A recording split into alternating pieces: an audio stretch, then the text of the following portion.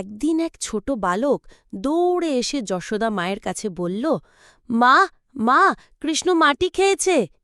যশোদা মা রেগে গেলেন, দৌড়ে গিয়ে বললেন, বল, সত্যি বল, তুই মাটি খেয়েছিস? কৃষ্ণ হেসে বলল, আমি কিছু খাইনি মা, তুমি চাইলে নিজেই দেখো আমার মুখে।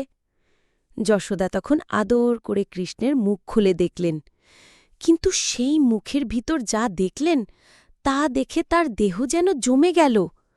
তিনি দেখলেন চাঁদ, সূর্য, তারা, পাহাড়, নদী, পাখি, পশু, গরু, গ্রাম, স্বর্গ, নরক, সমস্ত দেবতা, এমনকি নিজেকেও কৃষ্ণর মুখের ভিতর কৃষ্ণকে কোলে নিয়ে দাঁড়িয়ে আছেন।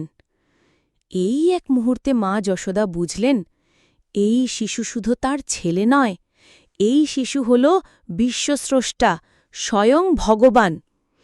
কিন্তু পরম দয়ালু কৃষ্ণ সঙ্গে সঙ্গে মুখ বন্ধ করে দিলেন। যশোদা মা আবার ভুলে গেলেন, তিনি শুধু জানলেন এই তার আদরের দুষ্টু গোপাল। আমার চ্যানেলটা লাইক করো, সাবস্ক্রাইব করো আর পাশে থাকো।